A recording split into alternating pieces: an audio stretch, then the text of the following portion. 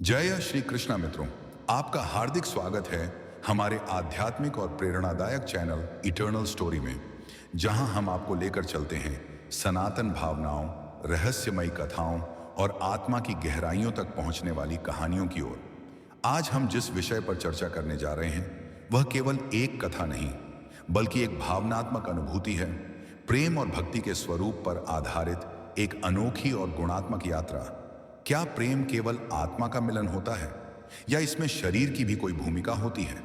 क्या प्रेम को पवित्रता और भौतिकता के बीच विभाजित किया जा सकता है, या यह इन दोनों का संतुलित समन्वय है?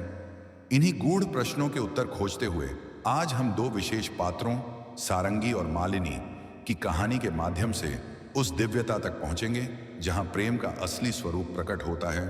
यह कथा आपको ले चलेगी एक अद्भुत और सूक्ष्म यात्रा पर, जहां प्रेम का रहस्य स्वयं श्री कृष्ण और राधा रानी के दिव्य संवादों के माध्यम से उद्घाटित होगा।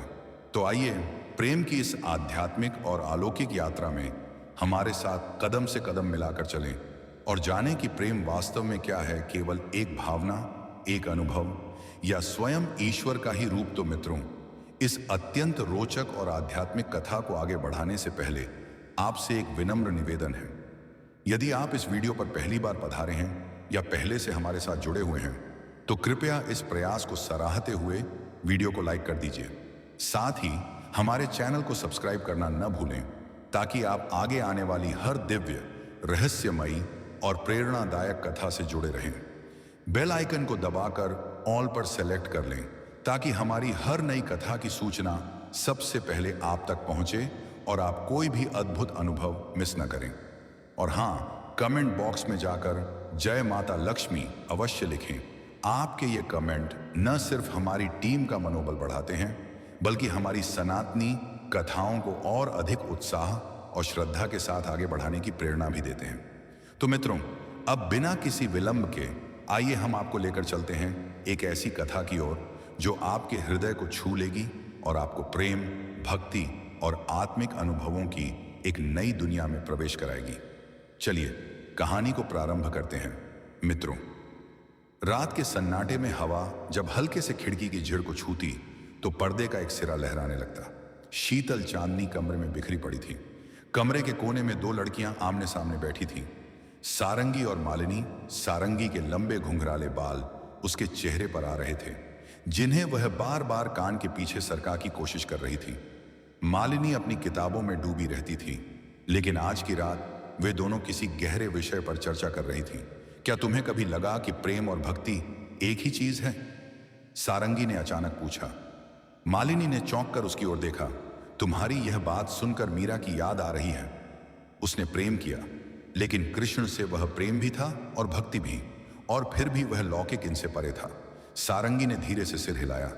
लेकिन क्या यह सच नहीं कि प्रेम का कोई भी रूप हो, उसमें एक पवित्रता होती है? फिर वह प्रेम लौकिक हो या पारलौकिक, इसका निर्णय कौन करे? मालिनी कुछ पल चुप रही। वह कुछ सोच रही थी, फिर धीरे से बोली, लेकिन हमारी परंपराएं प्रेम को आध्यात्मिक और लौकिक दो भागों में विभाजित करती हैं। पर क्या प्रेम को विभाजित किया जा सकता है?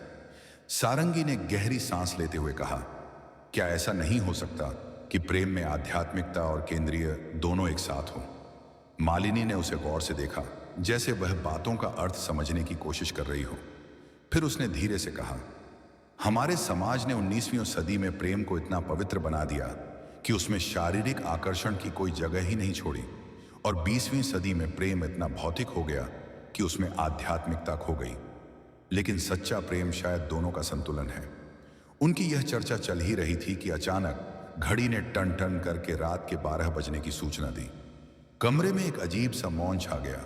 तभी सारंगी ने धीरे से कहा, क्या तुमने कभी सोचा है कि 19वीं सदी में जो प्रेम था वह कितना असहाय था? लोग प्रेम तो करते थे, लेकिन उसे स्वीकार नहीं कर सकते थे। मालिनी ने धीरे से मुस्कुराते हुए कहा, और वे उसे इतना पवित्र बनाने की कोशिश करते थे कि उसमें से प्रेम का असली रूप ही खो जाता था। लेकिन क्या तुमने गौर किया कि यह सब विक्टोरियन नैतिकता का असर था? अंग्रेजों के आने से पहले हमारे यहाँ प्रेम, श्रृंगार और भक्ति का एक अद्भुत मेल था। संस्कृत साहित्य में प्रेम के ऐसे कई उदाहरण हैं जहां आध्यात्मिकता और केंद्रीय साथ साथ चलते हैं। लेकिन फिर लोगों ने प्रेम को एक तरफा पवित्र बनाने की जिद पकड़ ली। सारंगी ने धीरे से सिर हिलाया। हाँ, और शायद इसीलिए आज भी हमारे समाज में प्रेम को लेकर इतनी उलझन है। कुछ लोग इसे केवल आत्मा का मिलन मानते हैं और कुछ इसे केवल देह का खेल, लेकिन प्रेम तो दोनों का मेल है। मालिनी ने गहरी सांस लेते हुए कहा। हाँ, लेकिन इस मेल को स्वीकार करना अभी भी हमारे लिए आसान नहीं है। धीरे धीरे बातचीत और गहरी होती गई। मालिनी और सारंगी जैसे प्रेम के दर्शन में डूब गई। सारंगी ने कहा, अगर हम सच में प्रेम को उसकी संपूर्णता में देखना चाहते हैं तो हमें 19वीं सदी की रूढ़ियों से भी बचना होगा और 20वीं सदी की मनमानी से भी। हमें एक ऐसे प्रेम की कल्पना करनी होगी जो आत्मा और शरीर दोनों का मेल हो, जिसमें कोई भी पक्ष दूसरे पर हावी ना हो। मालिनी ने मुस्कुराते हुए कहा, तो फिर क्या हमें एक नई सदी का इंतजार करना होगा जहां प्रेम को संपूर्ण रूप में स्वीकार किया जाएगा? सारंगी ने धीरे से कहा, शायद हमें इंतजार नहीं करना चाहिए बल्कि उस प्रेम को जीना चाहिए। चांदनी कमरे में पहले से अधिक उजली हो गई थी। ऐसा लग रहा था कि प्रेम का कोई नया स्वरूप जन्म ले रहा है। एक ऐसा प्रेम जो ना तो पूरी तरह से पवित्र था और न ही पूरी तरह से भौतिक, बल्कि उन दोनों का संगम था। सारंगी और मालिनी की चर्चा जैसे जैसे गहरी होती गई, समय जैसे ठहर सा गया। वे दोनों प्रेम और उसकी अवधारणा पर विचार कर रही थीं, लेकिन उनके मन में अभी भी कई प्रश्न उभर रहे थे। इसी बीच मालिनी ने एक विचार व्यक्त किया, अगर हमें प्रेम की संपूर्णता समझनी है तो हमें किसी ऐसे व्यक्ति से संवाद करना चाहिए जिसने प्रेम को सबसे गहरे स्तर पर जिया हो। सारंगी ने मुस्कुराते हुए कहा, तो फिर क्यों ना हम कल्पना करें कि राधा स्वयं श्री कृष्ण से प्रेम का यह रहस्य पूछ रही हैं। वृंदावन की रात्रि अपने पूरे यौवन पर थी। यमुना की लहरें धीमे धीमे बह रही थीं। दूर कहीं मुरली की मीठी ध्वनि गूंज रही थी, जैसे समस्त सृष्टि उस दिव्य संगीत में खो गई हो। राधा एक शांत कूंज में खड़ी थी। उनके मुख पर एक विचित्र सी उलझन थी। प्रभु, मैं आपसे कुछ पूछना चाहती हूं, राधा ने धीरे से कहा। श्री कृष्ण ने उनकी ओर देखा। उनकी आंखों में वही गहरी मुस्कान थी जिसमें सारा ब्रह्मांड समाया हुआ था। पूछो राधे, उन्होंने कोमल स्वर में कहा। राधा ने थोड़ी झिझक हुए कहा, प्रेम का वास्तविक स्वरूप क्या है? क्यों मानव इसे बार बार बांधने की कोशिश करता है? क्यों 19वीं सदी में प्रेम को केवल पवित्रता से जोड़ा गया और 20वीं सदी में केवल केंद्रीय से? श्री कृष्ण कुछ क्षण मौन रहे, फिर बोले, राधे, प्रेम एक महासागर है।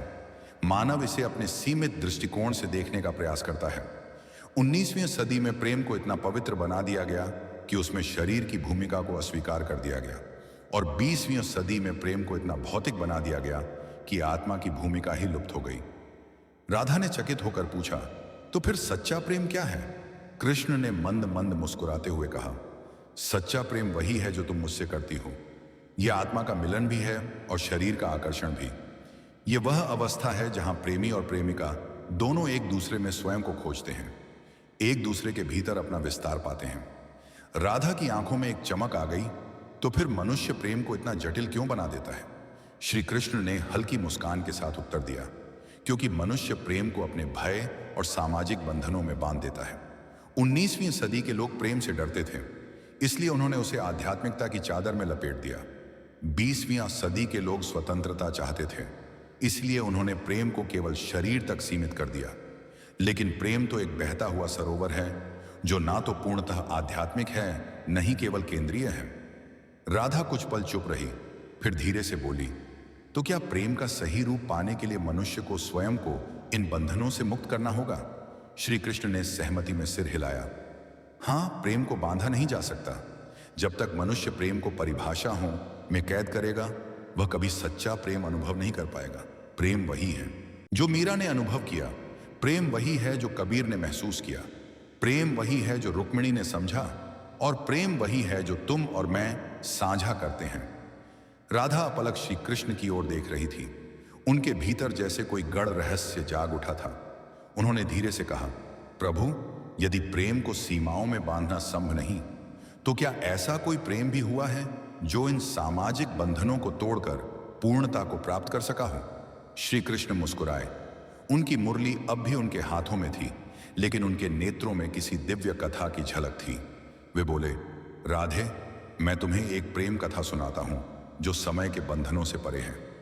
यह कथा उस प्रेम की है जिसे समाज ने बहिष्कृत किया, परंतु जिसने स्वयं को प्रेम में खोकर अमृतत्व पा लिया। मित्रों, यह कथा एक लड़की कि सिया और माधव की कथा बहुत समय पहले एक नगर में सिया नामक एक सुंदर कन्या रहती थी। वह अत्यंत बुद्धिमान थी और प्रेम को केवल एक भावना नहीं बल्कि आत्मा का विस्तार मानती थी। नगर के नियम कठोर थे। यहाँ विवाह से पूर्व प्रेम निषिद्ध था और यदि कोई प्रेम करता भी तो उसे समाज से निकाल दिया जाता। इसी नगर में एक युवा था। माधव जोसिया से अनजाने में प्रेम करने लगा था। वह एक कवि था जो प्रेम को अपने गीतों में जीता था। वह जानता था कि यह प्रेम उसके लिए सरल नहीं होगा, लेकिन वह इस भावना को नकार नहीं सकता था। एक दिन नगर के उत्सव में जब सिया पहली बार माधव से मिली तो उसके मन में भी एक विचित्र सी अनुभूति जागी। वह जानती थी कि प्रेम केवल आकर्षण नहीं बल्कि आत्मा का संवाद है। सिया ने माधव से पूछा, क्या प्रेम को स्वीकार करना अपराध है? माधव ने उत्तर दिया, यदि प्रेम अपराध है तो यह संसार ही एक भ्रम है। मित्रों, उनका प्रेम धीरे धीरे नगर में चर्चा का विषय बन गया। लोग कानाफूसी करने लगे। सिया के परिवार ने उसे चेतावनी दी, प्रेम केवल विवाह के पश्चात किया जाता है। यदि तुम इस नियम को तोड़ोगी तो हम तुम्हें इस समाज से निकाल देंगे। माधव को भी धमकियां मिली। नगर के पुरोहितों ने कहा, तुम्हारा प्रेम पवित्र नहीं है, यह केवल एक मोह है जो तुम्हें पतन की ओर ले जाएगा।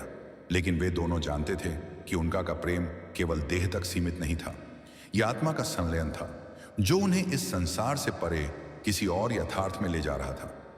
एक रात जब पूरा नगर सो रहा था, सिया और माधव ने निर्णय लिया कि वे प्रेम को जीकर दिखाएंगे, भले ही इसके लिए उन्हें समाज से बहिष्कृत क्यों ना होना पड़े। वे नगर छोड़कर जंगल की ओर चले गए। वर्षों तक उन्होंने प्रेम को बिना किसी बंधन के जियावे किसी मंदिर में नहीं गए, लेकिन उनकी आत्माएं एक दूसरे के भीतर ईश्वर को खोज चुकी थी। नगर में समय बीतता गया, लोग उन्हें भूलने लगे। लेकिन जब एक दिन किसी यात्री ने जंगल में 2 समाधियां देखी तो उसने नगर लौटकर बताया, वे दोनों प्रेम में एकाकार हो गए। उनकी देह भले ही इस संसार में न रही हो, लेकिन उनके प्रेम की गूंज अब भी इस वायु में है। मित्रों, श्री कृष्ण ने राधा की ओर देखा। उनकी आंखों में गहरी शांति थी।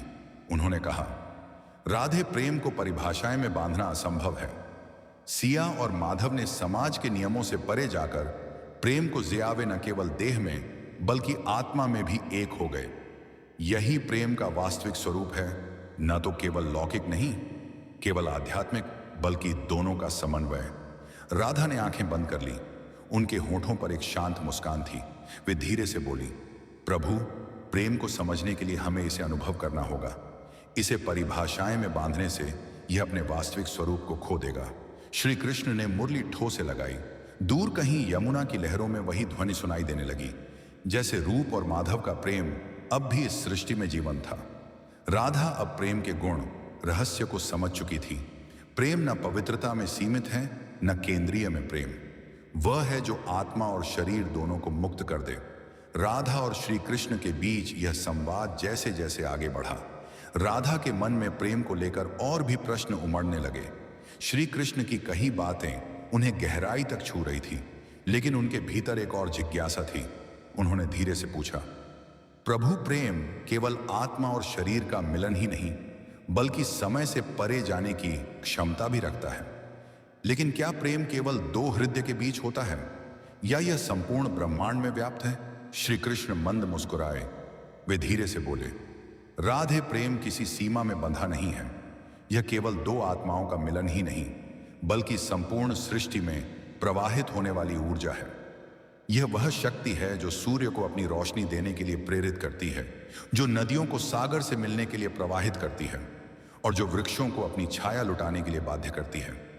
प्रेम का वास्तविक स्वरूप यही है, पूर्ण समर्पण, बिना किसी अपेक्षा के। राधा की आंखों में जिज्ञासा अभी भी थी। उन्होंने आगे पूछा, तो क्या प्रेम का पूर्ण स्वरूप केवल त्याग में ही है? श्री कृष्ण ने कहा, त्याग प्रेम का एक पहलू है, लेकिन प्रेम केवल त्याग नहीं बल्कि स्वीकार भी है। मीरा ने प्रेम किया और कृष्ण को अपने भीतर पाया, इसलिए उसने संसार को छोड़ दिया। लेकिन रुक्मिणी ने प्रेम किया और कृष्ण को अपने साथ स्वीकार किया, इसलिए उसने विवाह किया। दोनों का प्रेम सत्य था, दोनों का प्रेम शाश्वत था, क्योंकि प्रेम को उन्होंने त्याग और स्वीकार दोनों रूपों में जिया। राधा कुछ देर मौन रही, फिर उन्हें पूछा, लेकिन प्रभु, क्या प्रेम को इस रूप में जीना सरल है? समाज, बंधन, मर्यादाएं, ये सब प्रेम को कठिन बना देती हैं। श्री कृष्ण ने एक गहरी सांस ली और बोले, राधे, प्रेम सरल ही होता है, उसे कठिन तो मनुष्य स्वयं बनाता है। सिया और माधव का प्रेम इसलिए कठिन हो गया क्योंकि समाज ने उसे बंधनों में बांधना चाहा। लेकिन यदि प्रेम को एक सहज प्रवाह की तरह बहने दिया जाए तो वह स्वयं अपना मार्ग खोज लेता है।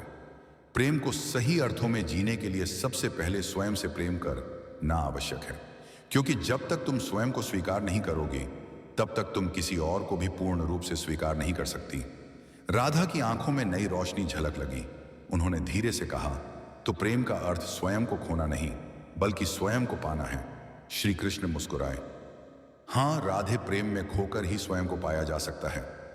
राधा प्रेम के सबसे गूढ़ रहस्य को समझ चुकी थी। उनके मन का हर संशय समाप्त हो गया था।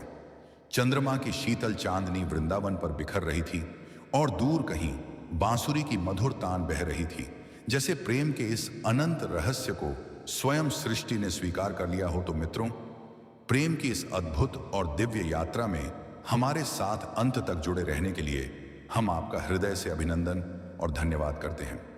यदि आपको यह कथा हृदय स्पर्शी और रोचक लगी हो तो कृपया हमारे वीडियो को लाइक करें, चैनल को सब्सक्राइब करें और बेल आइकन को दबाकर ऑल पर सेलेक्ट अवश्य करें, ताकि हमारी आने वाली सभी नई और रोचक सनातन कथाएं सबसे पहले आप तक पहुंच सकें। और हां, कमेंट बॉक्स में जय माता लक्ष्मी लिखना न भूलें।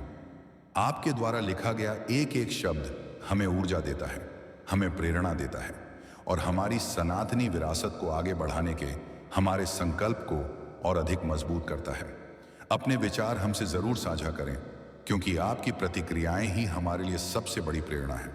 तो अब हम आपसे विदा लेते हैं, मिलते हैं एक और नई रोचक कथा के साथ। तब तक के लिए जय श्री कृष्णा, जय माता लक्ष्मी।